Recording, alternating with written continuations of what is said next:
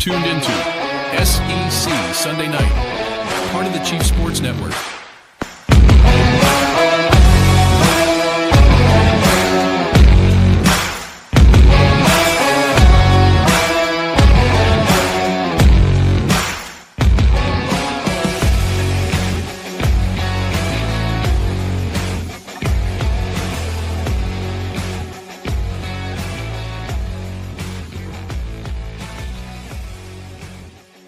Grab a drink and grab a snack. Welcome to SEC Sunday Night Live on the Chief Sports Network, proudly presented by Hewitt Damaduros Law, HD Law, SC.com. I'm Rob Williams. He is Craig McMichael, and we want to build a relationship with you. This is a serious sports conversation for a serious sports fan or a casual sports fan. We found that, we can go either way. We want to just be with you like we're chilling at the bar, at the diner, at the cafe, talking ball. And boy, do we have some things to talk about today. Are you kidding me?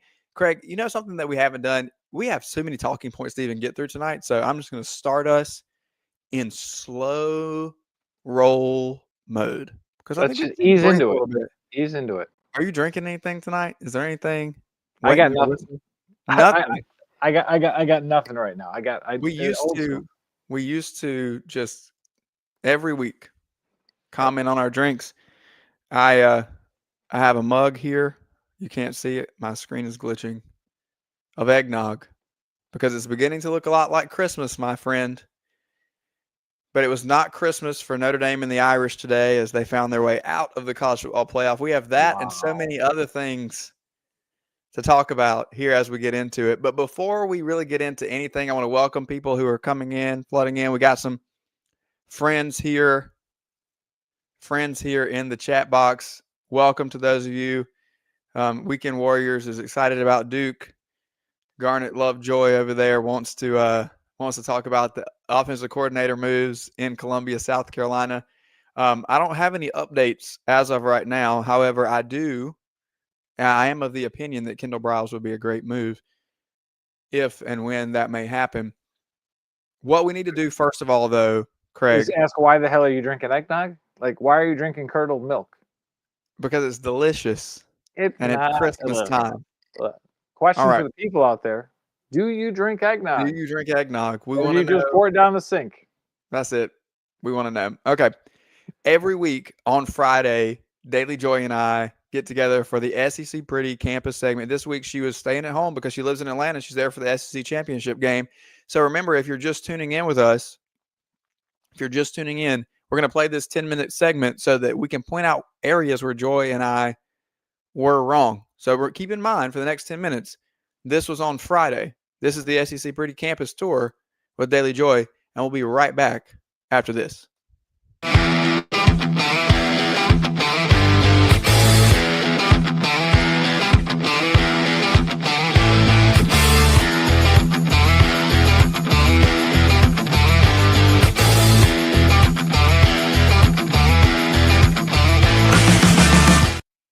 Welcome back to SEC Sunday Night.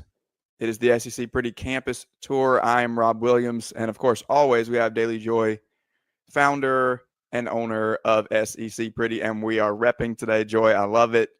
Perfect representation. However, you may have on the wrong colors for me, considering it's SEC Championship weekend. We made it. It's the end of the year. It's the end of the year. How are we feeling? It's been a long road of the regular season, so let's take a moment and exhale and reflect on the season that was. Joy, how are we feeling to make it to championship weekend? We are tired. We are tired. But what a year. It's been so fun to travel every single weekend. Like, that's something that people dream about, and I got to do it. And I don't take 1 minute of it for granted. And I said I was going to go to 14 straight games, and I did that. And then I was like, why not throw in the SEC Championship too? So we'll make it 15. Barring something insane happening in the college football playoff rankings, I will be heading up a home playoff game. And then my travels will probably cease just because of holidays and stuff like that. But really grateful for this year, and I'm just really honored that people cared enough to follow along the journey. I didn't prep you for this, but is there a location that sticks out to you? or we want to save that for another week?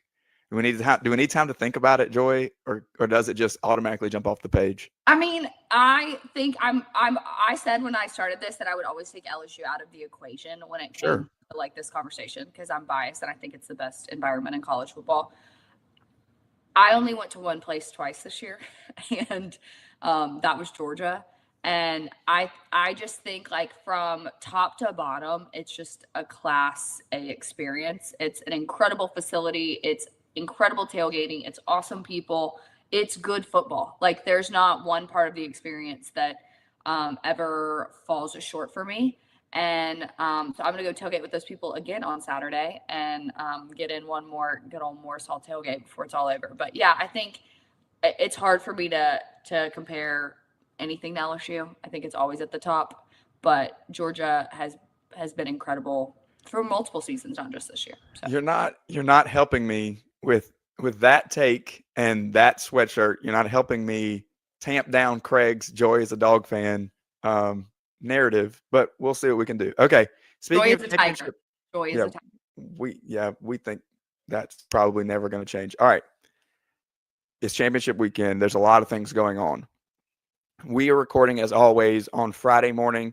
We've got a couple of, fly like a G6 champ games today to determine who's going to get in in that G5 spot. And then tomorrow, on Saturday, we have a lot happening. Sunday night, we will obviously be recapping this. But for the sake of the greater argument, Joy, why is this weekend important? There is a growing narrative, I think, that I would like to put to bed, that championship weekend needs to go away and that championship games don't matter. I think from a monetary standpoint, they're never going anywhere. But that aside, from a traditionalist standpoint, I love these games. I love what they mean. And if the fans are ignored in this process of the evolution of the college football game, we're going to continue to lose what makes it so special. And part of that is championship weekend. What are your thoughts on the value of this weekend? Yeah, I love championship weekend. I would say that I don't hear, if I'm being really honest, I don't hear a lot of complaints about these games from people that are legitimate fans. I mainly hear them from casuals, and I would say that to their faces. I think it's really easy when you don't have any pride in the conference that you play in. I think that's the thing that makes the SEC so special. We hear about it all along. Like we're too prideful and we're arrogant and we think everything's about us and we think we're the best conference. And the reality is we are the best conference. You can look at history to see that. But I think there is a level of pride, especially in the SEC, about representing this conference at the highest level of collegiate athletics. I think this goes for more than just football. I think all around in all of our sports, the SEC thrives on being the best at everything they do. It's why the SEC baseball tournament is such a big deal in Hoover every year. It's why the NCAA tournament, is lackluster in comparison to basketball, because we love watching SEC basketball. It's everything that the SEC does is at the top of its craft, and I think the SEC championship is the picture of that. So I would say for any other fans of any other conferences, get some pride. Like, we care about this game because we care about this conference, and we've all invested time and money and energy into making this conference what it is. And so this weekend will always mean something to fans that are actually invested in the product that the SEC produces every year. Yep, I agree. And I think that, this year specifically, my predictions did not come true. I had LSU and Ole Miss in the SEC championship game, and I was almost right on half of them. But what we're getting, thank God you weren't. What we're getting is probably what has become known as the most traditional matchup in this game between Georgia and Alabama. What would you say, though, Joy, to the people who say we need to add games to this weekend? This year doesn't necessarily set up in this way, and maybe it would for teams like Texas and Vanderbilt, but last year is definitely a lot more of a clear-cut picture where you could have had a Texas and Georgia championship game and then had two play-in games that involved Alabama, Ole Miss, South Carolina, and Tennessee. And the winners of those Alabama, Ole Miss, South Carolina, Tennessee games would have then gotten the next two spots into the playoff. This year maybe doesn't set up as well for that, but if we were to write that into the structure, is that a positive? How does that change the overall makeup of what Saturday on championship weekend would look like across the SEC landscape? The only thing that I struggle when it comes to like any kind of additional games, like I think we're kind of at the height of games per season. One thing that isn't considered a lot in this is like the health of these athletes and like how much more work and effort these guys are having to put in week after week. People are always going to say it, but like, is more football ever a bad thing? I think it's only a bad thing if it comes to like really damaging the health of the athletes. And I think that's something we should probably take into consideration. I know us as fans, we're always like more football. But the reality is like these guys want to do this for a very long time. Football's not a long game in terms of career wise. And so I think that's something we also need to take into consideration. No, I agree with you there as well. And I think that we can sit here and talk about safety all day and all night, but we know that as much as that comes out of the talking heads and the mouths of the people that are in charge, there's one driving force behind everything, and that's money. And what would make more money than putting 2 more premier matchups on championship weekend that have high stakes with the playoff on the line? Really, what I think happens is we're going to go to 16 teams in the playoff, and then we're not going to necessarily need playing games to that level because you're going to get all these teams in anyway. Vanderbilt and Texas would both be in a 16-team playoff, and that would be a clear cutoff for the SEC. All right, let's tee it up because we're always going to make a prediction here and look back and see were we right, were we wrong, was our take spot on? Did we give a great hot take, or was it as freezing as the Antarctic? You tell me. Georgia, Alabama, who wins it this weekend? I hate this. Like, this is just the freaking worst. I am going to have to go with history. And so because of that, I have to take Alabama. I, as an LSU fan, despise making that choice. But I think this game is so mental at this point that until Georgia really, like, proves to me that they can get over the hump and consistently beat Alabama. I went out on a limb this year when Georgia played Bama at Georgia, and I think I picked Georgia. And you did. Yeah, and then that came back to bite me. So I think like you have to be realistic and aware of reality. And so I'm going to pick Alabama and hope that I'm wrong. So we haven't done this a lot this year, but I'm going to agree with you because for a lot of the same reasons. But if we really get into the X's and the O's of it, I think that Georgia's defense has played better as the season has gone on. But we had Jonathan Smith on a few weeks ago to kind of help us break that down, and the lack of a pass rush specialist, not having somebody who's designated in that role. Craig is calling me. Craig, I'm busy. I'll call you back later. Not having a designated pass rusher and the depth at safety is also a question mark. They have played better later in the season, but part of that was Charlotte and Georgia Tech. So we'll see exactly what that looks like against this Alabama offense that I think has the potential to be one of the best offenses in the country if you can get some running game. If we see any semblance of a running game, that clears things up, and Ty Simpson's going to pick you apart because he's got weapons out there and he's accurate with the football. Right. So we'll see what happens. Joy, have a great time. Enjoy your last big Georgia tailgate of the year.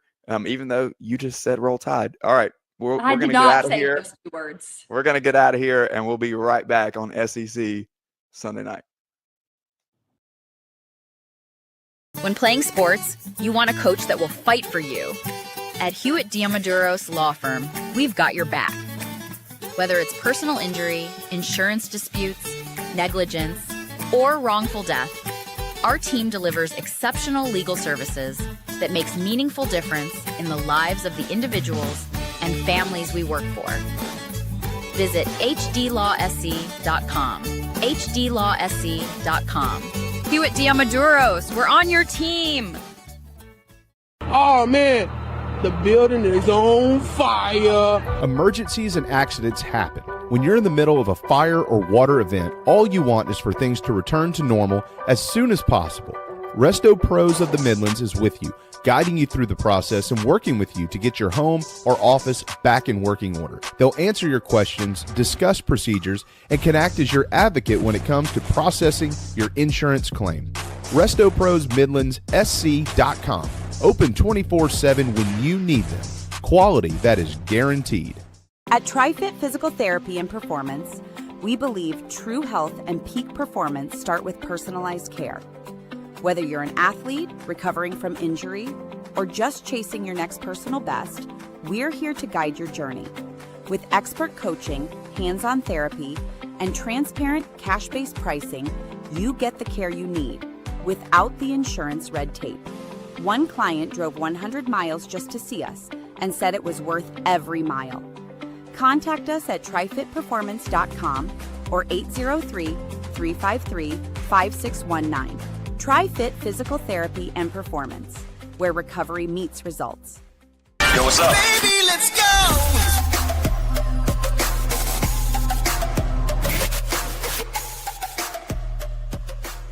This is SEC, Sunday night on the Chief Sports Network.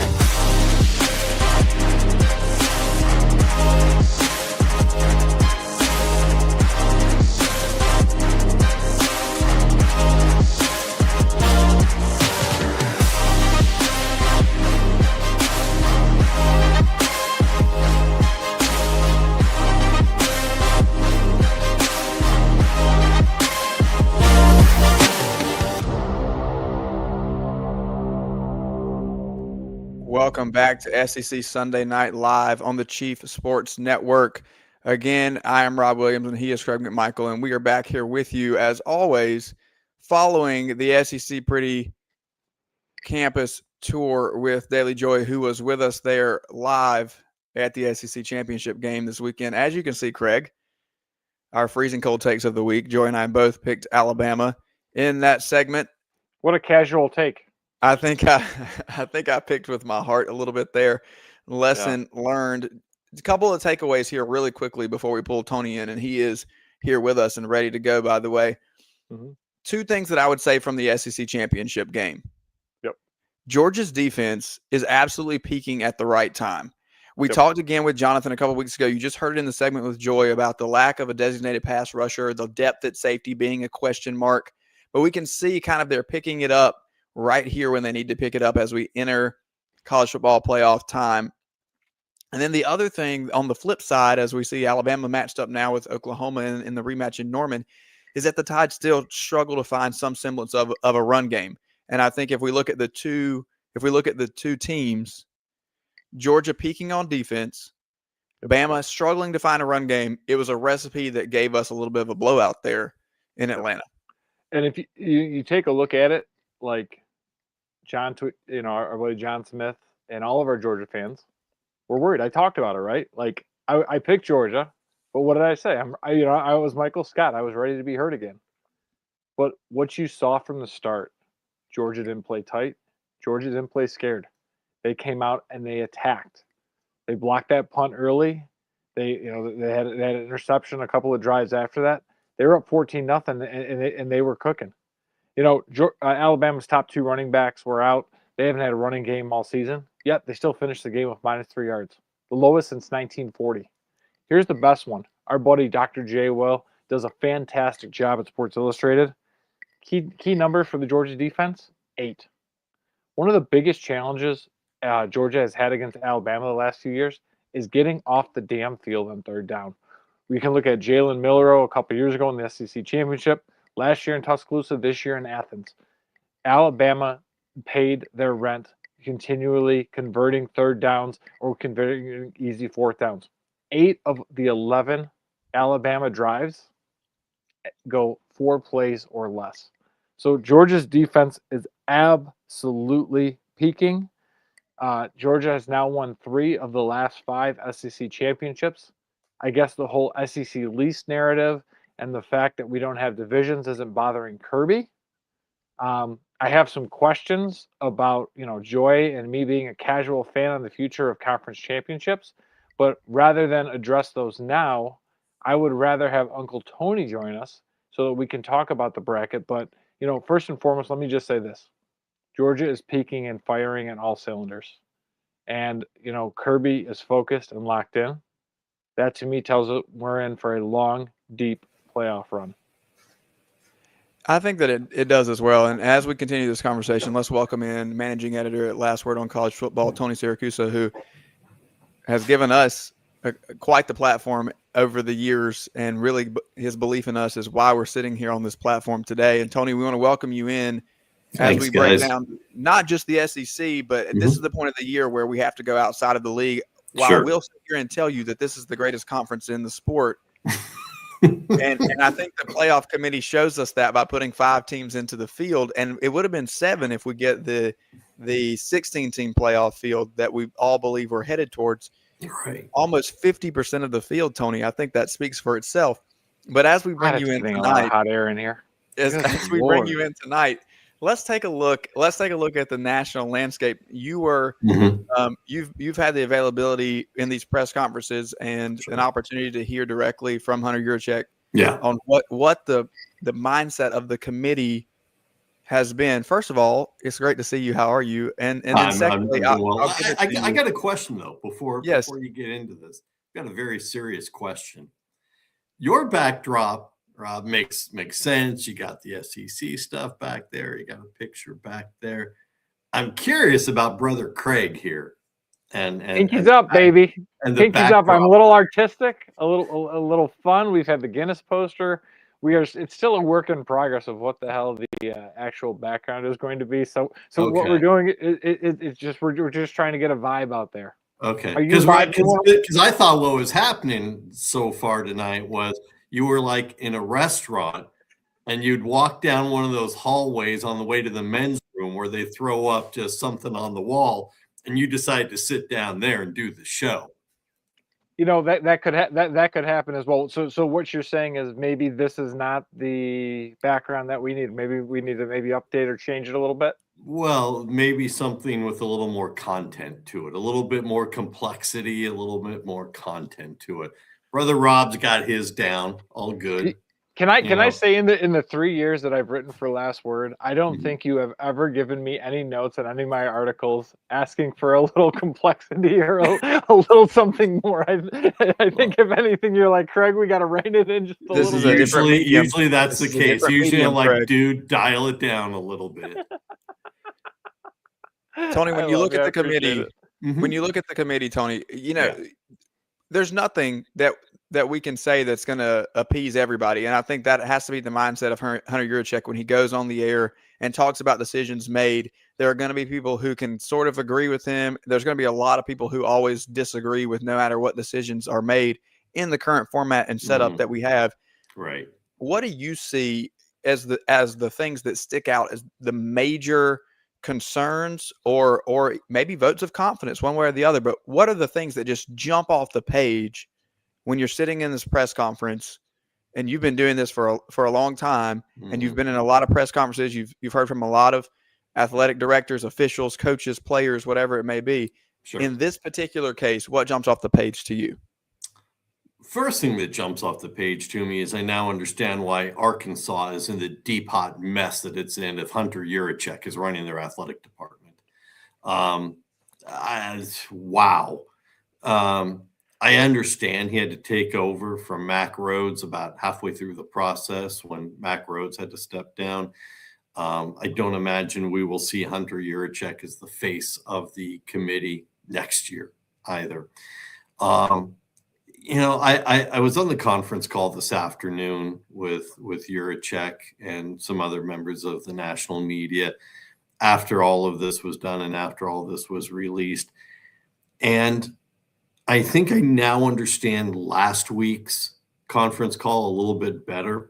My criticism of them last week was they were just so opaque about all of the answers. They were so non-committal about everything. And I now realize it really was to give themselves that extra, whatever it is, 4 or 5 days of wiggle room to essentially do whatever the hell they wanted with regards to moving teams around. I've come to the conclusion that these weekly calls, we have what, 4 or 5 of them before we get to the final selection. They're pretty useless. They really are, because the explanations that we were given in week 1 are now different in week 5. The biggest thing that comes to mind is the rationalization in the Miami/Notre Dame issue. And look, I wind up thinking, they kept saying, we're not worried about head to head between Miami and Notre Dame. Miami beat Notre Dame. Notre Dame's 2 losses in the first 2 weeks of the season were qualitatively better than Miami's 2 losses. I mean, they lost to 2 teams who were ranked. They lost to Miami and Texas A&M. But the head-to-head, they kept saying, doesn't matter because there are all these other teams in between them. Okay, well, then what you expect is at some point there won't be teams in between them. So what did they do? BYU loses the conference championship game, and they didn't look good. BYU didn't even come close to looking good. BYU has 2 losses. Alabama lost its conference championship game. Also didn't look good. I was about to say, also didn't look good. Has 3 losses. But what we did is and Alabama didn't move. Alabama's in the same spot. Didn't move even with the conference loss. But they dropped BYU out after losing to what is essentially now, the number 3 team. And all of a sudden, there's no buffer between Miami and Notre Dame. Now we can compare the head-to-head, and we jump Miami over Notre Dame when Miami didn't play. Notre Dame didn't play. The teams that were in that buffer zone between them had nothing to do with Miami's schedule this year or Notre Dame's schedule this year. So their losses should not have impacted the view at all. And Yurachek told us, he actually told the committee to go back and rewatch the Notre Dame versus Miami game. Wow, hang on a second. So if we're in a court of law and the trial has been going on for a month, all of a sudden we're going to go back and relitigate the first part, the first week of the trial of the case. I don't understand how you do that. And I'm not defending Notre Dame. I'm really not even defending Miami. I have an issue with the system and the way the system works. And you guys know, because you've heard me say it before, my biggest problem is with the committee. I don't like the committee at all. I don't like the committee because I don't want active athletic directors on the committee. Your job sorry for the extraneous noise. The kittens have decided to come in here and decide it's playtime to be a part of your show. We're pro animal, so if they want to make an appearance, we're all for it. They're like domestic terrorists, frankly. But look, your job from Monday through Thursday is to take care of the women's water polo program and the men's tennis team and the gymnastics team and basketball. And then you get on a plane on Friday and fly to Texas, sit in the room and watch some football, with your committee members there. Get on the plane Sunday and leave Grapevine and go back to whatever school you work at. No, man, that's not good enough. It's not good enough. You guys know how much football we watch at Last Word, right? We've joked about it because of the committees I'm on and the votes and whatever else I've got to do. I've got 17 to 18 games every weekend that are recorded on top of what I cover live or watch live or whatever. Man, if you're not sitting there watching at least that much, I don't want you on the committee. If you're not doing it every day as part of your role I don't want you on the committee. I don't want any current athletic directors on the committee. And the chair of this committee, in addition to women's water polo, men's Mhm. tennis, gymnastics, etc., was hiring a football coach Right. and managing a basketball team, which I've said before is coached by John Calipari, which Right. always comes with its own fun, we'll call it. So hang on, I got a question. gotta be I agree with you, Tony. Absolutely no way this is possible to do this well. No. One serious question. Where the hell do I get an athletic director job where I only work Monday through Thursday? Because that is not what I'm experiencing. Yeah, I know. Okay. I've seen how late you turn your articles in. I'm aware, but at least you're working real hours, and we're pleased about that. Look, and I get that from a technical standpoint, BYU didn't really drop, but everything around them shifted after the loss, and that buffer zone was gone. And I really look. There's a lot of blame to go around. You got to blame the ACC.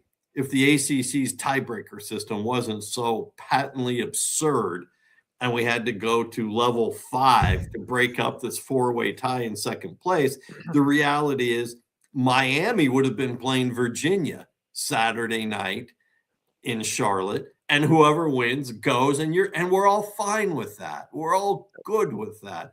But Miami's sitting at home watching a 8-5 Duke team out there take down Virginia in overtime, and listening to Manny Diaz afterwards explain why Duke belonged in the playoff, and you've reached this whole other level of absurdity. So you blame the ACC, you blame the committee because they're throwing in parameters that didn't exist 5 days ago, and it's messed up. But I'm going to tell you, the bottom line is we all know where this goes next year. No conference championship games? Expansion. No, but I'm gonna talk to the casual fan comment that our friend talked about, which was in poor taste. I want to actually have a serious conversation about conference championships. Brooks Austin, who covers Georgia, brought up a really good point today, and that I really liked. And I think this is how I'm going to set up my question. Which precedent does Ohio State being at 2 and Georgia being at 3 set? Conference title losses don't matter, or conference title wins don't matter? Because I'm trying to figure out, and this is my question. My friend Rob is all hot and bothered. Joy was hot and bothered about me saying that conference championships don't matter. I understand the cultural significance and the monetary significance of the SEC championship. It makes a hell of a lot of sense.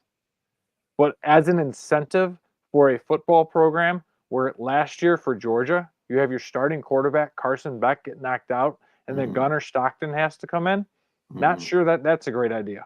Somehow, Alabama, and probably with the influence of Alabama Jones and Nick Saban, doesn't drop at all after losing the SEC championship, when again we have precedent multiple years. Georgia and Alabama both have dropped when they have lost in the SEC championship, yet they don't at all. Where's the incentive to be playing in these games? It only can hurt you unless you have Jimmy Sexton and the CAA influencing ESPN. I think a couple of things. One, there is the concept that the conference championship games exist for the revenue, and I mostly agree with that. But it was interesting. I was talking to someone in the ACC commissioner's office last night when I was in the press box in Charlotte, and he said, yes, I understand that, but there's only one conference that's making money off the conference championship game. It's the SEC. Big Ten is breaking even, and the ACC loses money most years. The ACC is holding it in one of the biggest NFL stadiums in the country in terms of seating capacity, and they get 50%, ticket revenue. There wasn't a large Duke contingent that filled half the stadium last night? Well, look, it was actually a bigger crowd than it was last year, because last year was SMU, and the trip from Dallas is fair. Although the SMU fan base is really wealthy, overall. Because this was a when we get a Cal drivable game. Stanford ACC championship game, I think it'll fill up, Tony. Absolutely, I'll be there. But look, so the idea of, well, it's for the money. Well, it's for the money for the SEC. Yep. And certainly we know Greg Sankey's clout and whatnot. So I think if we expand the playoffs, which I'm against, because there aren't 12 teams that can win the national championship right now. So why are we going to go to 16 teams when there aren't 16 teams that can win the national championship? But if we do that, we have to adjust the calendar. You absolutely have to. You're going to have to start the season earlier, and you are eventually going to have to get rid of the conference championship games, because you can't be playing the playoffs and the national championship game in the second week of February. Nope. It's not possible. One of the things that got brought up over, I guess it was Friday, and I was at the coaches press conference for the ACC championship, and Tony Elliott was there, and Manny Diaz. They were there, not together, at separate interview times. Manny Diaz brought up the point that, and it sounds like it gets off the subject a little bit, but it really addresses what Craig is talking about with the conference championship games, that the biggest problem with college football and getting this right and making the changes is the calendar. And that you've got, and this was his quote, you've got to stop treating the sport like it's a one semester sport. Like everything happens within, because it doesn't anymore. Again, the national championship game is what, third week of January? Every school is in their second semester by then. It starts in some cases before school even starts in August. Make the calendar adjustments so you're not treating this because, and again, it's not what I'm here to talk about. It impacts the high school recruiting. It impacts the portal. It impacts everything and why we do the things when we do them. The playoffs are going to expand. The steps that occurred today and over the last week with who's in and who's out guarantee it's going to expand. The deadline to present the new format to the TV partners was December 1st. The committee gave itself, and the SEC and the Big Ten and the Power Four conferences gave themselves another 5 weeks because they didn't have the plan ready. Hey, what a coincidence. You gave yourselves more time, as everyone is now saying, how did this team get left out? How did that team get left out? And so by the end of January for next year, we will have a plan to expand. I don't think there's any question. Tony, go ahead, Craig. Do you think the committee were cowards and were afraid of Greg Sankey's? I sound tongue in cheek and like I'm being a bit of a goofball, but was there a fear of upsetting Greg Sankey in the SEC by kicking out Alabama and only having 4 teams in, bringing in an independent Notre Dame that has looked a hell of a lot better in the last 5 weeks than Alabama has? Like, is there a wrath there that they didn't want to deal with, that Hunter Yurachek didn't want to deal with? Afraid of Greg Sankey is a little strong for me. I don't know if they, I'm not going to say they feared retribution as committee members or whatever, because they've all got a contract. They're in for 2-year cycles and they get rotated out and replaced by somebody else. But are they aware of Greg Sankey's input over the system? Yes, absolutely. No question about it. We all are, I live this 24/7 and, it's funny because tomorrow night, Monday night, you guys know what night that is, the Nagurski Awards. And I'll, look a lot more presentable than being in a sweatshirt and whatever as I go represent the Football Writers Association there. But we actually joked about it. It's like, oh, look, we got an SEC person in there. Greg Sankey will be happy, among the 4 finalists. We're not serious, but everybody knows, the Sankey's clout, Sankey's pull. So I don't want to say they were afraid, but are they aware of his level of authority? Sure. Because who isn't? We are. Tony, let me sneak one more in here before we get you out of here. Yeah.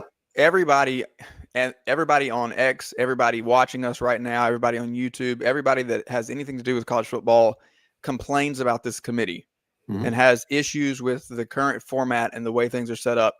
In your estimation, we continue to see changes across the landscape of the sport. What are the solutions to find a better way to select the teams that can actually go and compete for a college football playoff championship?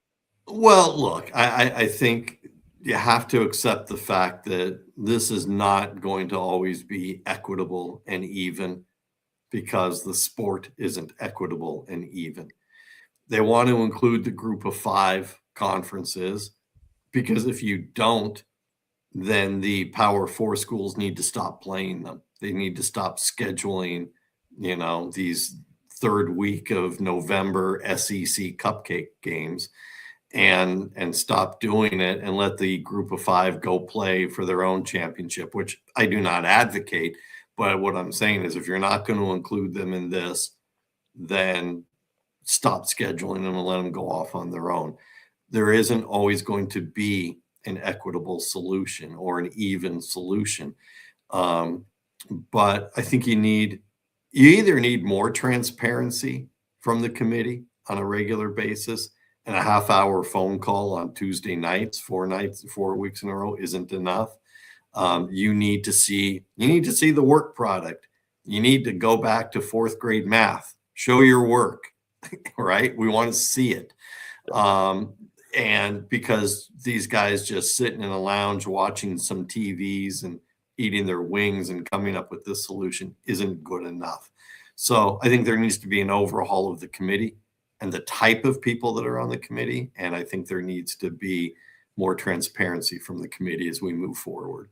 Yeah, I like that idea. And I think, my standpoint is that we need to continue to create a measurable standard in some way, shape, or form. You're right. It's difficult to do, but it's done with larger fields for sports like basketball. And I think if we can increase the measurable and maybe decrease the power of the committee, I think that probably puts us in a little better spot too, because it is such a variable to put these human opinions, let's be honest, at the forefront year after year.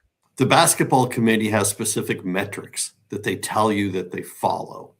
Yep. And they're not always right. And it's a 68-team field, and the 69th and 70th teams complain.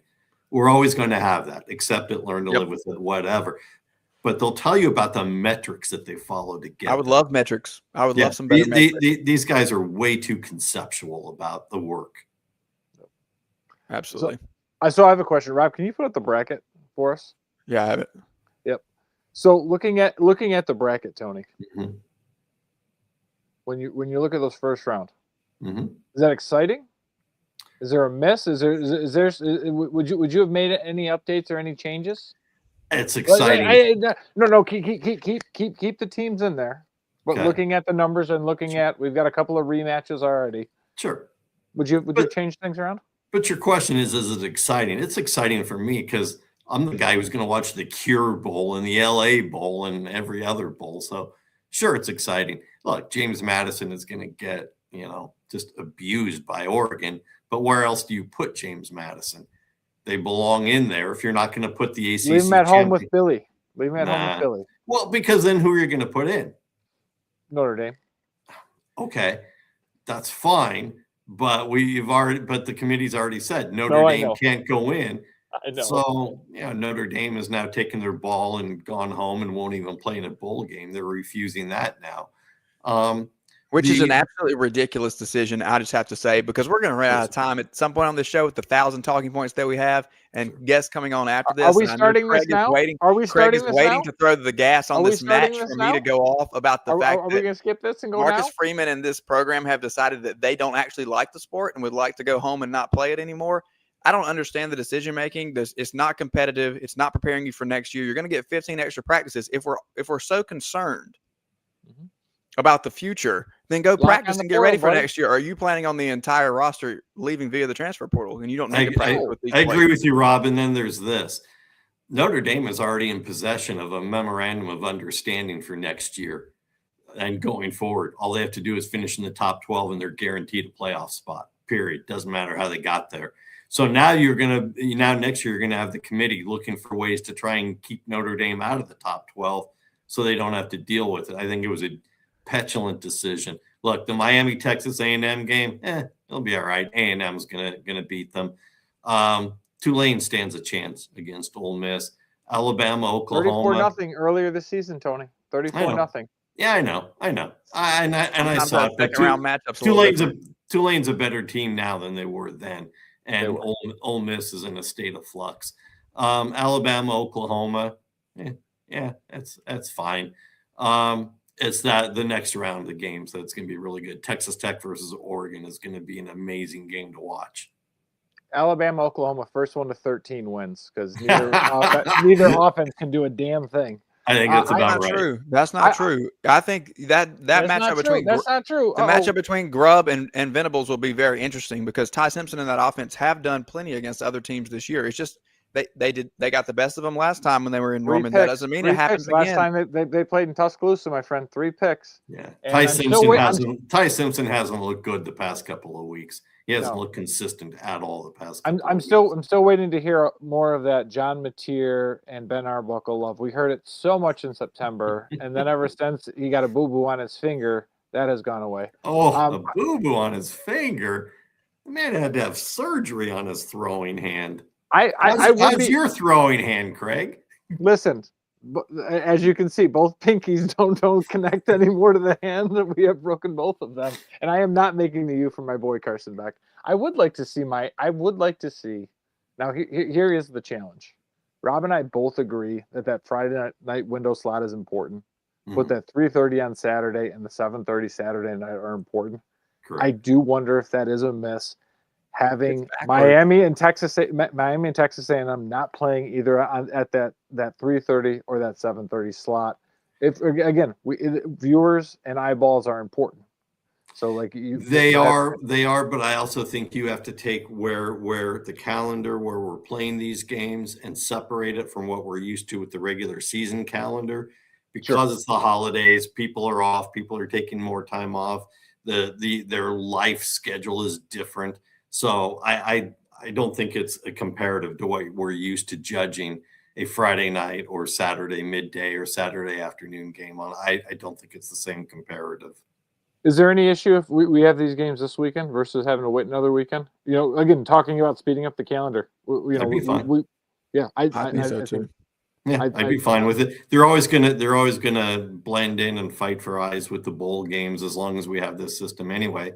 And I am not in favor of getting rid of the bowl games because they mean too much money to the municipalities that host them with tourism dollars and restaurants and hotels and whatever. So I'm start again. You named them on Sunday. Put the teams on a plane on Thursday, and you can do send them off. Yeah, Capital One Bowl week is Monday through Friday, and then you have the playoff game Saturday and Sunday. Don't worry about that other league. Right. Great stuff as always from managing editor Tony Siracusa, who gave me and Craig a leg up to put us right here where we are. So we're forever grateful for your grand wisdom and expertise and your support, and you're welcome here anytime, Tony. We look forward to continued coverage of the college football playoff at Last Word. Thanks, man. You guys have more than earned your what you've got here. So you've done good work, and you've more than earned your way through. Thank you. We appreciate it. We'll talk to you soon. All right, guys. Take care. Bye, Tom. Make sure you follow along at Last Word on Sports and Last Word on College Football for more continued coverage, except for that guy that covers the Heisman. He kind of sucks. All right. Now, as we continue this conversation, it's me now. It's not you anymore. As we continue this conversation, we're going to shift the narrative a little bit. As we look from one year to the next, we've got an interesting development that is not bowl related, not college football playoff related. It's actually in the courtroom. And for this battle royale between Georgia and Missouri, we're going to bring in our favorite Missouri Tiger, Maggie Johnson, host of Mizzou That's Who, to duke it out with Craig here as we look at this lawsuit between the two schools over Damon Why Wilson and can't the we quote-unquote be friends? Before you damages. start, I don't even know who Rob is right now. Where'd all your hair go? It fell off. I'm not I know sure. you're like in 1994. You look like a 2000 baby now. He's SEC pretty now, Maggie. Come on now. That's He got true. his SEC pretty makeover. He's all set. I actually let my 4-year-old daughter shave it because she said that it was too soft and she wanted my face to be scratchy again. So here we are, 5 o'clock You shadow incoming. Do what your kids want. Yep, you got it. What's Wait, going on? what's How are you? How's it going now that we're into basketball season in Como and Well, we lost by 20 to Kansas today. catching so L's from not KU. going well. I was getting there. It's frustrating because for people not that they're newer to the sport, but people that didn't know Mizzou when they were in the Big 12, like Kansas and Mizzou is a massive rivalry. It's one of the oldest rivalries in all of sports. It's older than the Deep South's oldest rivalry. It's definitely older than Ohio State, Michigan, older than the Iron Bowl.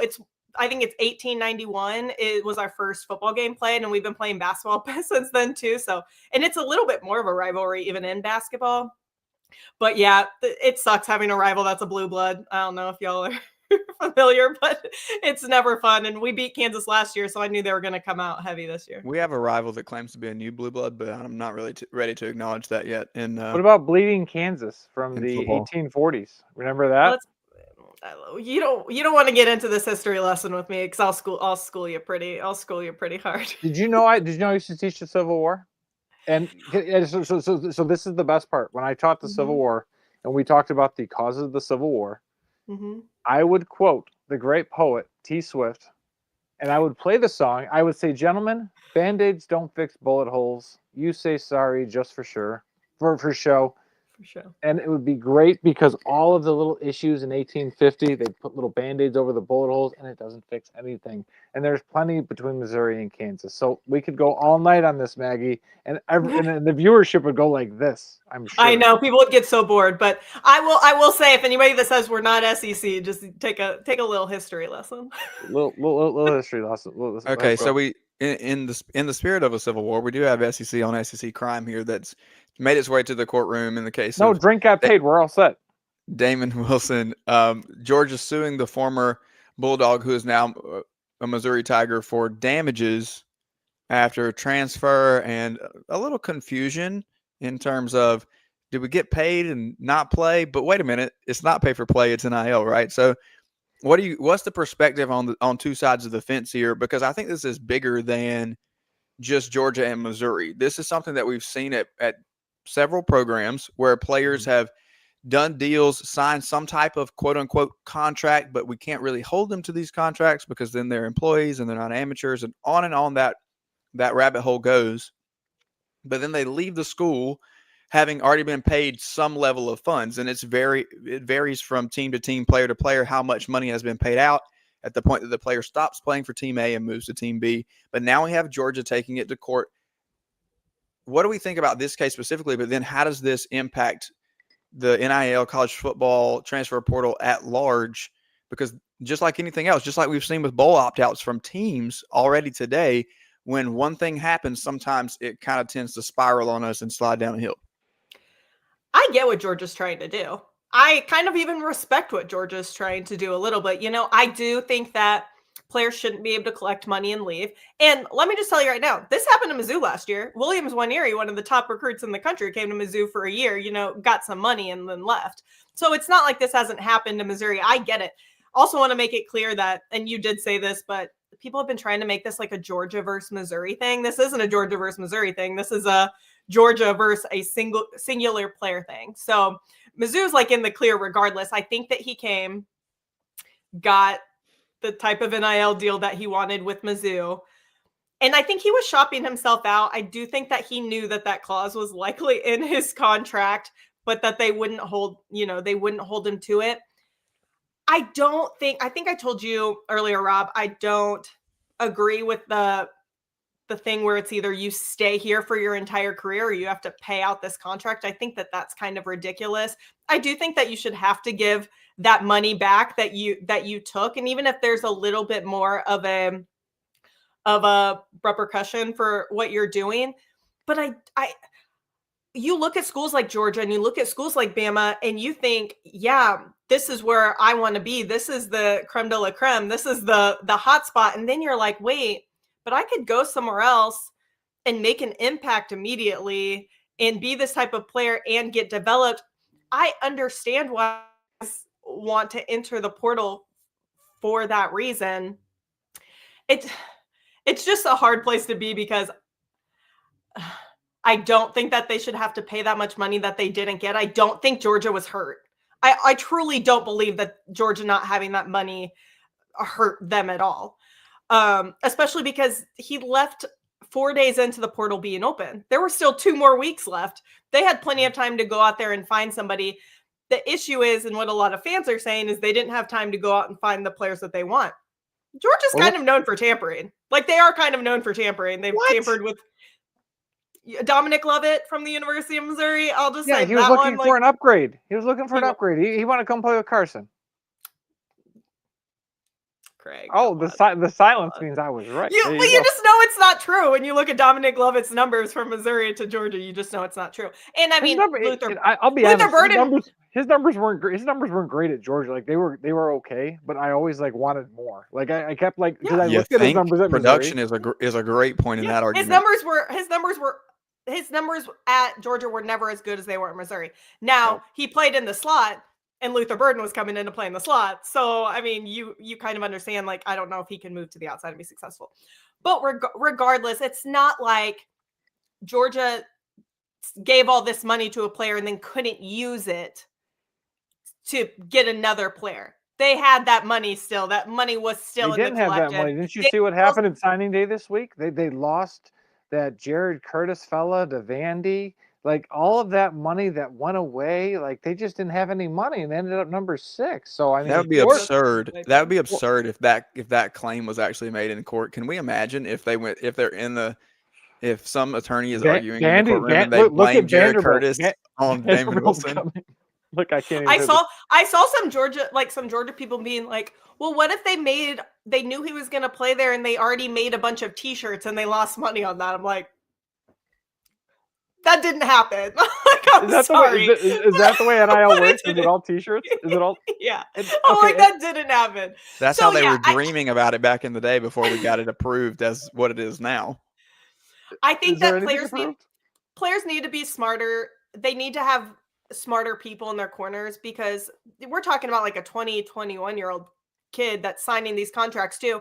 And they're coming, and I don't know his home situation, but a lot of these players are coming from homes that have never seen that type of money before in their life. So they're like, oh, this seems like a good idea. 14 months contract seems like a good idea. And then they're like, well, maybe it's not in my best interest. So they need to figure out a way that these players are held accountable without strongholding them into staying at their location. Because if coaches don't have to stay, if all this other stuff goes on, these players shouldn't have to stay. It's at the end of the day, they are student athletes and they should be able to transfer and go to another school. There should be regulations. What if the coach why is not as simple as a monthly payment plan though? If we're going to sign a however many month contract, why can't we just say you, and when you decide to leave, the rest of it's gone. Like you don't get the remainder of the contract. That makes the most sense to me. Especially if you're performing the duties that are under that contract. Now, obviously, he signed. He only got his first one, and he didn't do that. But if you're say you're there for 6 months, and you're doing work for those 6 months and fulfilling those duties that you have, why are you then expected to pay for duties that you haven't yet performed? Here's the problem. Did you see how much he got in that 1 month though? $30,000. Can you imagine if you made $30,000 in 1 month? I would be okay. I would stay at Georgia. Here's the issue, though. Listen. We can do that. We can do that month-to-month thing for rev share, but it doesn't work for NIL because as the rules are currently constructed, they are constructed under the rules are constructed under the guise that this is real NIL and not pay for play. And so if it's real Okay, NIL, then okay, your name okay, is still just as valuable no matter talk where to you Cody are. Campbell. You still have the same recognition. And so therefore you're getting paid for your name and what you've already accomplished and what has made you the quote unquote famous person that you are, where you're going to have influence. You're not getting paid to play the rest of the games or to show up for the rest of the games.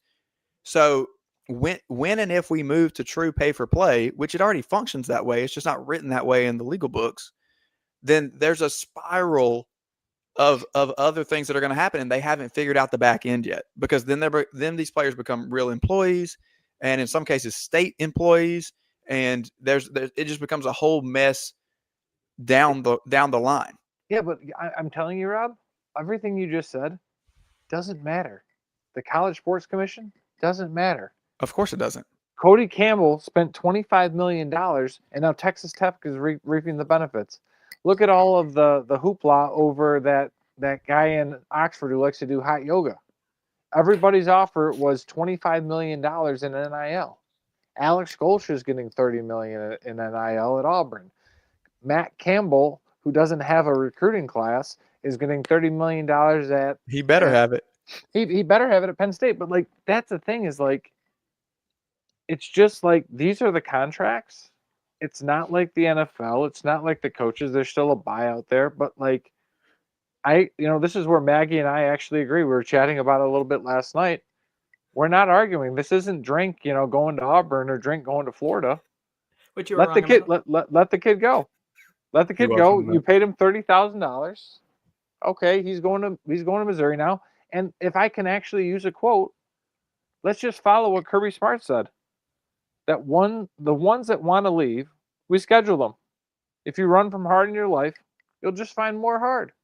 And what did Mizzou find this year? More hard. Georgia's still in the playoff. Mizzou's got to go play Virginia, and they got to look at who's wearing some jorts. No one wants to see that.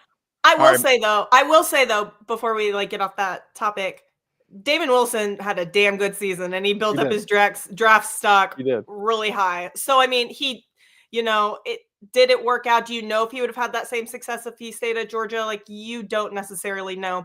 I do think the timing of all of it is interesting, because what if you have a player that transfers to, I don't know, a group of 5 school and maybe isn't as successful? Are you that worried about it? Nope. Are you trying to get that money from him, or is it because now they know that he built up his draft stock, he's probably going to the league and he's probably going to have that money? It makes you think about those things, and it's like the timing of this is very interesting to me. Maggie, before we get you out of here, quick thoughts on the bracket here. I'll pull it back up for us. Round 1, which matchup are you most excited to watch? Alabama, Oklahoma. That one, because I know it's a rematch. I understand, but Alabama lost that game because they turned the ball over. That's why they lost that game. That's true. If they don't turn the ball over in that game, and they, Tate Sandell, their kicker, or Oklahoma's kicker, also had a great game that day. But if you don't turn the ball over and give them the good field position, Alabama can definitely go into Oklahoma, into Norman, and win that game. Norman's not a scary SEC environment. And I know, because I was there 2 weeks ago, and I know, but it's not you're not going into LSU at night, or you're not going into those super scary environments. I definitely think Alabama can go into that one and win. And the other one that I'm obviously is the Texas A&M Miami game. I think the other two are. I think Texas A&M Miami is the best game on the slate. Who do you think has the best answers, Texas A&M or Miami? The best dancers? Yeah, the yell leader. I'm absolutely not answering that question. There was somebody on another show that called them call boys. I don't remember who it was, but I'm calling them that exclusively from this point forward. I just think it's weird. They're not yell leaders, they're call boys. What, Maggie? They want to have that weird milkman thing. That's fine, but I think it's weird that they have? And they look like milkmen in 2025. Why they don't have they don't also have cheerleaders? I can't. Yep. It's just weird. Yep. Well, it's all weird. We're all. But I do think that they will probably win that game, depending which Carson Beck they get. All right, Maggie Johnson of Mizzou That's Who. Thanks for coming in and breaking down everything in the court of law for us. When we get back, we're going to have a much probably less serious discussion with It Just Means More Genius and a few other topics with our friends, not just Casey, but Who's is here too. We'll be right back after this. At TriFit Physical Therapy and Performance, we believe true health and peak performance start with personalized care. Whether you're an athlete recovering from injury or just chasing your next personal best, we're here to guide your journey. With expert coaching, hands-on therapy, and transparent cash-based pricing, you get the care you need without the insurance red tape. One client drove 100 miles just to see us and said it was worth every mile. Contact us at trifitperformance.com or 803-353-5619. TriFit Physical Therapy and Performance, where recovery meets results. When playing sports, you want a coach that will fight for you. At Hewitt Diamaduros Law Firm, we've got your back. Whether it's personal injury, insurance disputes, negligence, or wrongful death, our team delivers exceptional legal services that makes meaningful difference in the lives of the individuals and families we work for. Visit hdlawse.com. hdlawse.com. Hewitt Diamaduros, we're on your team.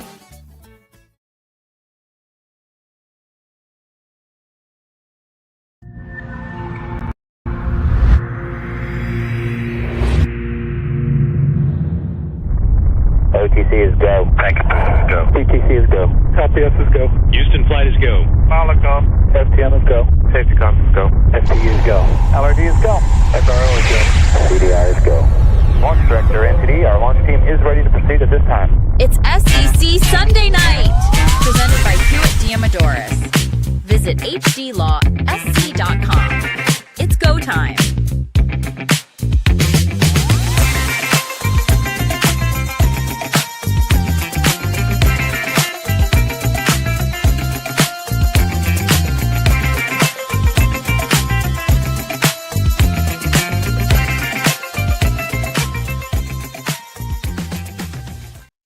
Welcome back to SEC Sunday Night Live on the Chief Sports Network. We have had a jam-packed show so far, and we've talked through the college football playoff. We've talked through a little bit of the SEC championship game because we don't want to leave those things unstated and unsaid as we look at actual games on the field. Before we get any further, first I'll say hi to Casey and to Who's. Welcome in. But Craig, I have a question for you before we get to our friends and let them kind of take over. Do you know this Shrek character that's in the chat box right now, or do I need to kick him out? I don't know. He wanted to say hello to you. He also wanted to say that there's only 7 people viewing and that we're playing ads, and he thinks that's funny. I would like to say hello to the over 11,000 other people watching the show and goodbye to Shrek Farquaad, who's now gone from our stream. See you later. Okay. Back to the business. What's going on? How are you doing today? I hate to have you on in such a day of mourning. I don't even know what you're talking about, man. It's basketball season, right? Lacrosse season's right around the corner. Yeah, They're playing basketball Mizzou, season, baby. brother. Yeah, I'm doing all right. I've gotten a little better as I've gotten older at recovering from these things. I can tell you that when the game ended last night, my daughter and wife were in the living room with me, and I just stood up without saying a word and kind of walked to the other room for about 15 minutes and had a little alone time to decompress. And I kind of recovered after that, but certainly was not the ending I was hoping for last night. Sorry, Who's. That No, was a heartbreak. listen, Virginia was playing for a spot in the college football playoff, man. Like, I can't really complain because those are not words that I imagined saying when the season began. I think, it was super fun. It's a tough end to the year. I think I don't like playing a team twice. And, we lost Cam Robinson the first time we played Duke a few weeks ago. And he's by far our best defensive player. And his absence didn't really show up against Virginia Tech because they were so bad. But if you watch the game last night, I mean, Duke just exploited the short middle of the field in their passing game. And it was a totally different game than it was 3 weeks ago. So they played better. Mensa made some throws, and we suddenly forgot how to tackle. That was probably the biggest difference in the game. But, we had a chance to tie it up in overtime, and I still don't understand what happened. I don't really know why you pull out the double pass on first down and overtime, and I also don't understand why you throw it into double coverage. But I guess that's for people who make more money than me to decide. I get it. If it makes you feel any better, Alabama doesn't like playing people twice either. Yeah, that's right. That does not make me feel better, by the way. Hey, I tried. Yeah, no, I appreciate the effort, but we're at the point in the season again. Go ahead, Casey. Greg texted me last night, and I was asleep. We got a new puppy, and if anybody out there that's thinking about getting a new puppy, don't. But Craig was texting me while I was trying to get my little 3 hours of sleep, and he was like, "Check on who's." So at that point, I thought the game was over. So truth be told, I checked out on my boys, on our boys, but I pulled it back up when Craig sent me that text. I did. I was looking out just for in time for the double pass reverse Niner in there. Yeah, I mean, listen, it was a fun comeback there. I mean, it was pretty improbable, and we lost our best receiver in the fourth quarter, and so the guy who caught the touchdown pass is a walk-on who has 9 career receptions, which is the most UVA thing ever. So it was really fun for a few minutes until it wasn't. It's just kind of in a nutshell what it's like being a Virginia fan and watching football games. It can be really fun in short bursts, but usually there's heartache at the end. So, the season didn't really end much differently than other seasons did for me. Well, I would also like to say, with both of you on here tonight, obviously from the MBG podcast, I had a question last week that I didn't get to address on ITG, where a guy said that he watched our show and wanted to know why we had a Clemson fan on an SEC show. And I would just like to note a couple of things here. Number one, Craig and I bring enough SEC bias for anybody. And so most of the time, sometimes Craig doesn't make any sense. But most of the time we bring enough SEC bias. And so we like to bring people from other conferences in to kind of balance that out. And second of all, the MBG pod is comprised of some of our best friends in this world. And so we want to continue to have them on. And we have an incredible segment every week called It Just Means More, Genius, where we look at the fandom in the SEC and how crazy it is with the blessings that MBG gives us on X. We pull them straight off, and we always give him credit and give you guys a shout out as well, because you are forerunners. You've gone ahead of us and continued to blaze this path of laughs and football together. And so we love closing the show with you each and every week. And I don't remember your name. I apologize, but whoever you are that asked that question last week, that's why Casey's here with us every week, and that's why we have Who's with us tonight. Let me ask an ACC question. Hang on. Let's be honest. There's a reason that all that build up for me to land the question, and then you cut me off. No, but I have a bone to pick with our friend Mr. Casey. On the show last week, there was some Ole Miss slander about maybe they shouldn't be in the playoff because their coach wasn't there. Yeah, I stand on that. They have a head coach, buddy. I don't know what you're talking about. They've got their hot yoga instructor left, but they have a head coach. Pete Golding is their head coach. I don't understand where the slander is. They have an offensive coordinator. Charlie Weiss Jr. is there. And maybe this is a transition of power. Maybe Who's has got to come read the segments now, because I won't stand for that Ole Miss slander, my friend. Well, you can ask Who's, Craig. I don't usually remember what I say on the show from week to week, and normally contradict myself. So fair enough. But I'm going to stand on this one. Yeah, I think they set the precedent with my obvious ACC bias in 2023 when Jordan Travis went down with an injury. I misspoke or actually I let Courtney misspeak last week and said we saw them play twice. We actually only saw them play once before the committee. Yep. And they won the game. So I didn't understand. I thought the coach was worse.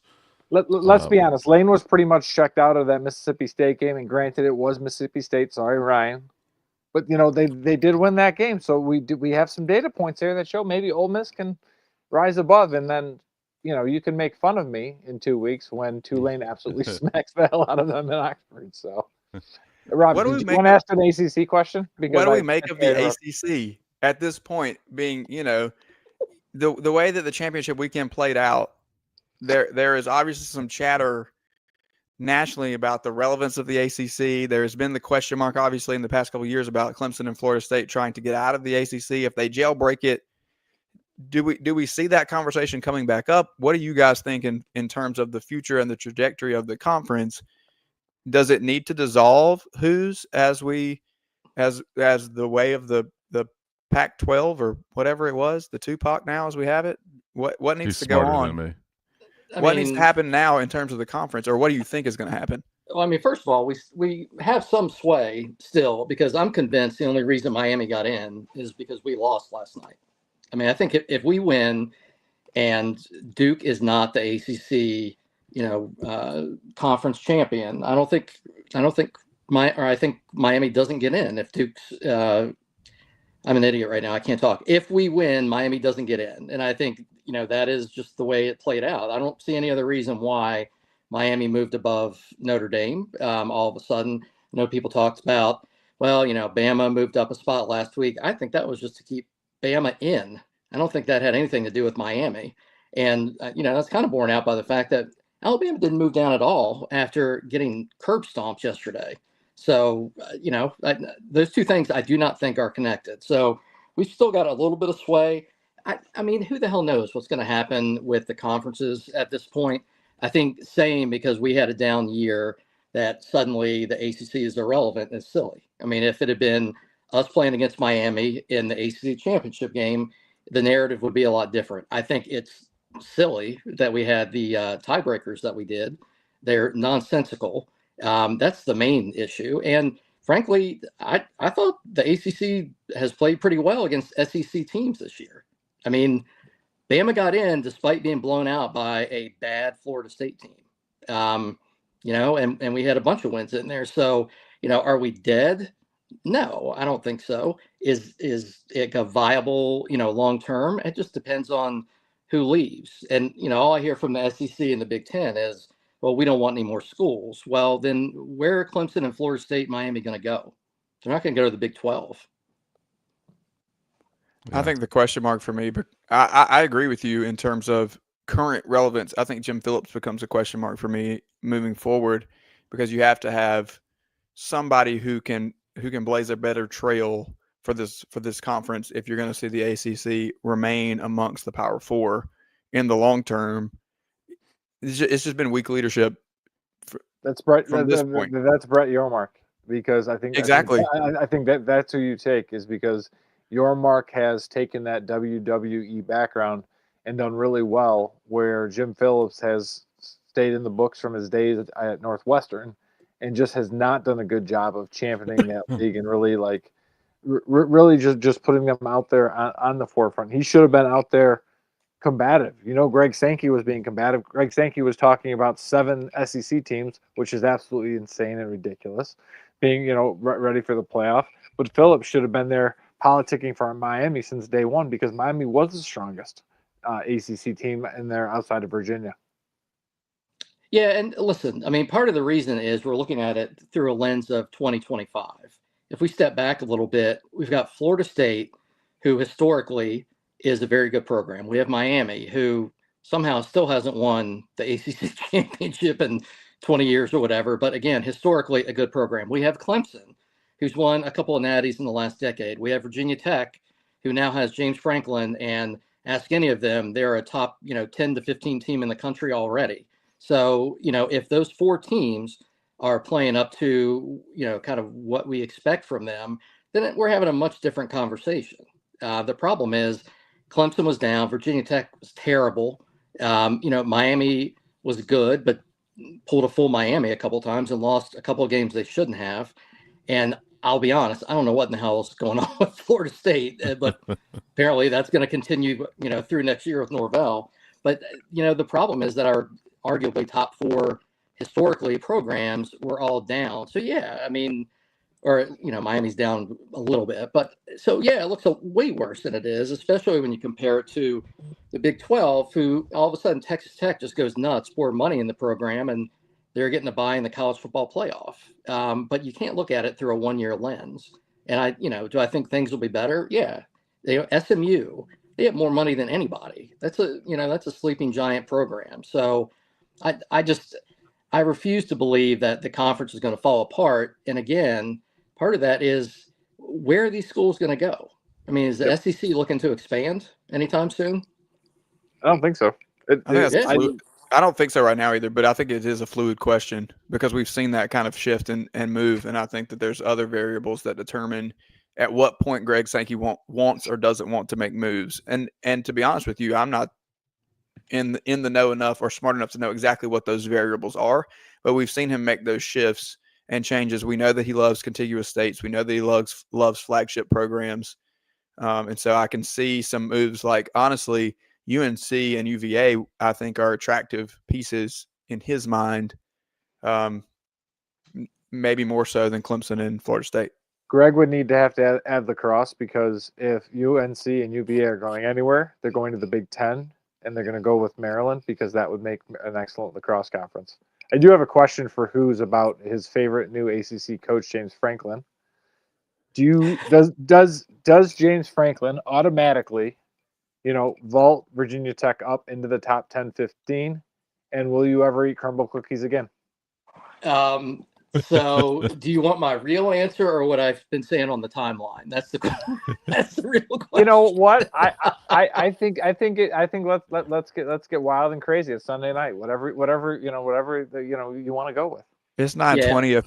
If the viewers and listeners are still here at 9:20 into the show, then they're here for the genius segment. And so, right. Give us that full energy, Who's. I have been full on trolling Virginia Tech ever since the Franklin hire. Just among us, I said from the beginning that I thought Franklin was a perfect fit at Virginia Tech. I think there was a series of events where Penn State has, I don't know what in the world they've been doing, but there is a series of events that led to him ending up at Virginia Tech. And then, obviously they've gotten a lot of good recruits in, so that's a good thing. I don't think that James Franklin is some kind of savior. If you look back through the people, and this is one of my favorite things that's happened, these people at Virginia Tech are the most excited about James Franklin. If you look back through their old tweets, there's a UVA account that did this. They were all dumping on him, talking about how he's the worst coach in the Big Ten in big games. And so, that narrative changes. And I get it. You get your guy, you're going to feel differently. But, there are also some things Virginia Tech fans are ignoring. Did he get a bunch of recruits, over the last couple of weeks? Yeah, those guys committed to Penn State who did not have a coach. Where do you think they're going to go? Of course, he didn't get those guys in 2 weeks. Those are relationships that he's had for the last, 2 or 3 years. The other thing is, Virginia Tech fans are convinced that this is the biggest thing I've been trolling them about, that they're in the top 10 to 15 in the country as far as money, which is an insane thing to say. I mean, they're not in the top 10 in the SEC. And, frankly, we have way more money than they do. Our problem has been historically, we don't put it in the football program. And so, if they have some expectation that they are going to operate, in the top 10 NIL in the country going forward, that's just not going to happen. So do I think, James Franklin can get them back up to better than 3-9? I mean, I hope so for them, because they were pretty miserable this year, which I fully enjoyed. The only question that I have is, are they going to pay Brent Pry 2 checks, like one for a buyout and one for current employment, or can they direct deposit that all together? I don't really know how that works. So listen, man, my favorite thing that I've seen about the Brent Pry, coming back, it was our friend 3-year Letterman. He said, "This is like your wife divorcing you, getting remarried, and then inviting you back to be the live-in butler." I mean, it's like, have some pride, It's a strange situation. And it's a listen, strange situation. And I won't even get into the rumors, that I've heard about the stuff that led to him being fired. But Virginia Tech fans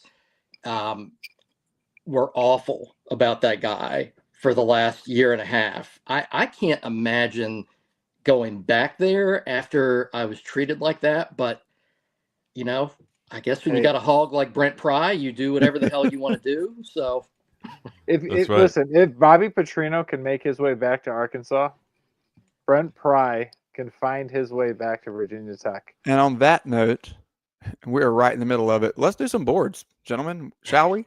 Let's jump in here and do it. I got a handful. We got a handful of minutes and more boards than we have minutes. Let me do something tonight. You brought the brains of the show on. You might as well let me do something. Well, they do love your vocal out there in SEC Sunday night fandom. So go ahead, Casey. All right. MBG put out Alabama should have lost to Auburn so they could have hired Lane Kiffin. And our friend Mark Ajor says, we would regret missing Lane. Would have rather lost to Auburn to get him. This team has no heart and cannot compete. Classic. He's not wrong. Classic Bama overreaction. You're in the SEC championship game, but you cannot compete in the college football playoff. Question though, if Matt Campbell would not have gone to Penn State earlier this week and DeBoer leaves, does Kiffin break Joy's heart and then go to Tuscaloosa? No. I think so. I think Kiffin does whatever the hell he wants to do. I mean, Damn right. Like what if Tuscaloosa's like, we got some really good hot yoga here? Yeah, I mean, who?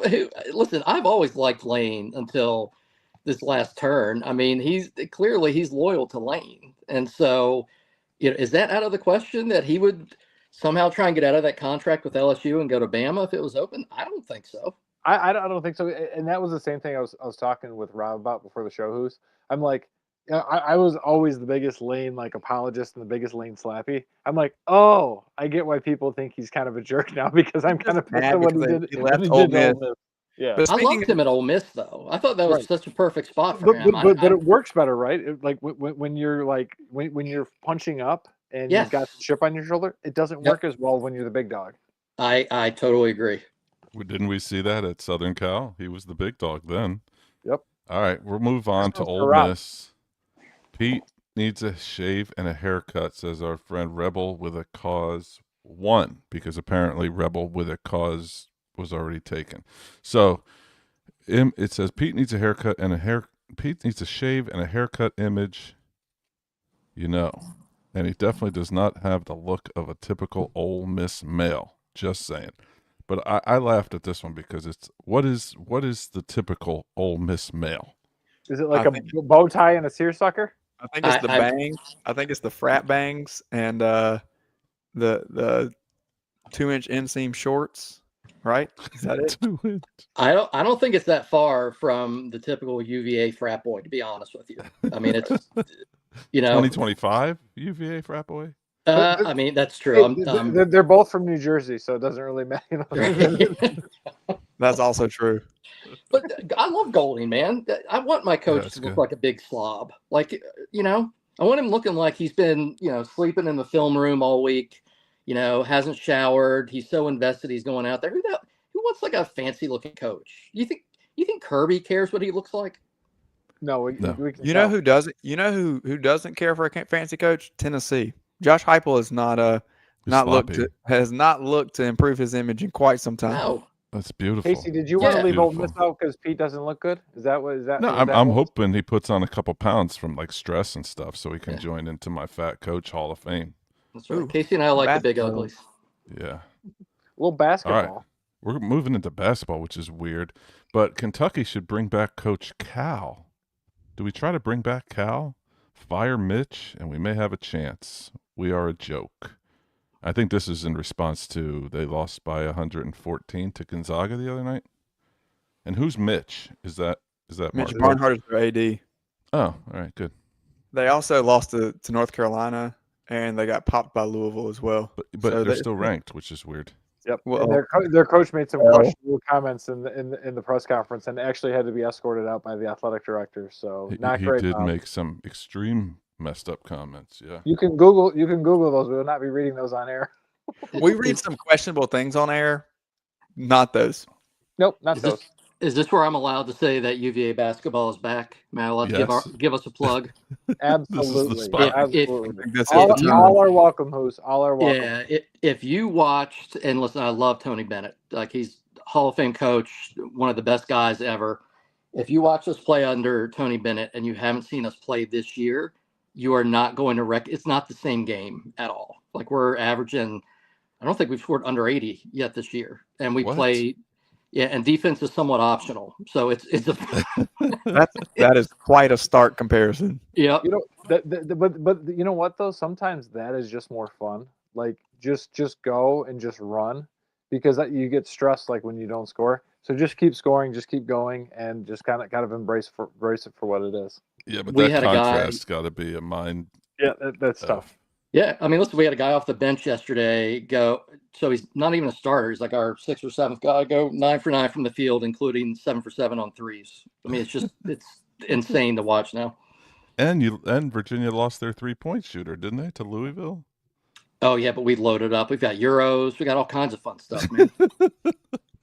Hey, we need you both back on for basketball because y'all can talk to Rob while I try to like polish up. Yeah, on don't ask me on. Hey, by the way, speaking of basketball, how does 9 to 7 sound to you guys? Did that work out in everybody's favor? Is that a basketball score? That would be the ACC SEC the challenge. Tony Score. Bennett score. That's a lot better than last year. It You is know my better than last phrase, year. Rob. Here's You the know my thing. phrase. Hang the banner. Here's the Listen. thing. Here's the thing, though. Last year, I think the SEC may have had the best year that any conference has ever had in the sport of basketball. That's unrealistic to expect to see that again. And the ACC had an uncharacteristically extremely down year outside of Clemson. And so it's expected that they're going to move back up. So just kind of seeing it bounce back out as I do the 6-7 motion with my hands off camera, we see it bouncing back out. And that gives us kind of that 9 and 7. That 9 listen, and 7 I'm score. sure y'all were okay with us beating the hell out of Texas. So, we did everybody a favor. Not mad. Easy. Speaking of Well, Texas- Arch doesn't play for the basketball team, so we're okay with that slander here. That's right. Speaking of Texas, MBG says this Texas fan thinks it's time for DeLoss Dodds to pony up. Tech buys a championship. Tito Meoff says, pretty good article in the DMN this morning on TT. A comment by Rodriguez said it all, and he's right. If you're going to buy a team, why not buy the best? Time for Dodds and Sark to pony up. Isn't pony up a weird phrase to use as a Texas fan talking about Texas Tech? Yep. Aren't we overlooking something there? I hear enough pony up already. Right. Way too much, and it's only been 2 years. That's right. I do wish like part of me does wish that like North Texas and Texas like kind of got into the playoff and like you had like this big like Texas Bowl going on. That'd have been a lot of fun, just to see if Texas A&M could have like navigated this. But I mean, this is why Texas has been successful, isn't it? Sark has actually aligned the boosters, and it's got to piss him off, like what Cody Campbell did over at Texas Tech. But this is, that's the blueprint. But like Texas is already doing this; they already got the best athletic director out there. So and Texas Tech is for real. I mean, I haven't seen them play a ton, but they're good. Their defense is very good. They're going to give people a lot of problems. I think the challenge they have, and this is something that Sark and the Longhorns can identify with, they have challenge scoring in the red zone. They have some red zone issues where a lot of times they're settling for field goals. So, but yeah, I fully expect like them to be a real problem. That's Oregon, Texas Tech probably in the second round. That could be a good game. Well, let's reach outside of the league as we shut it down here for one of the, I think, most far-reaching takes of the week. This Ohio State fan is done with Ryan Day, says MBG. He says this team has, from Bucknuts, what's his name? Minka Kelly.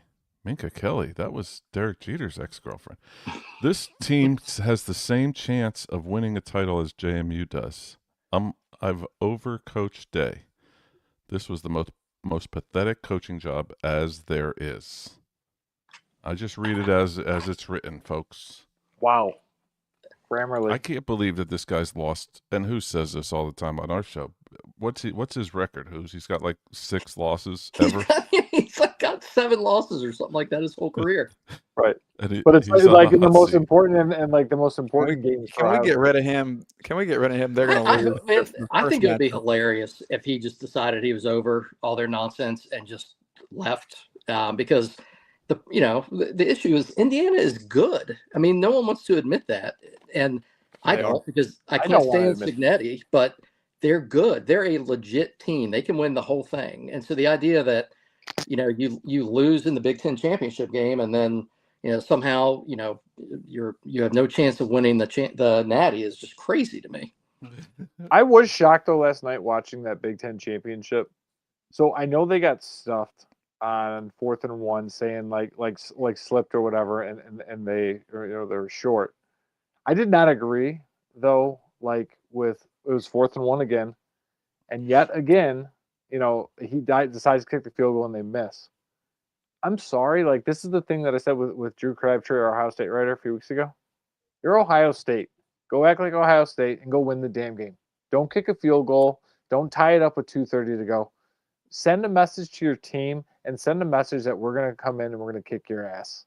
And to me, like, sure, you know what? He'd still be an idiot if they missed it. But it's about establishing that mentality. They did that last week in Ann Arbor. I don't think they did a great job of that against Indiana. I know Indiana's tougher. You are absolutely right. And you should send a message. You should send a strong message that we want to get out there and compete.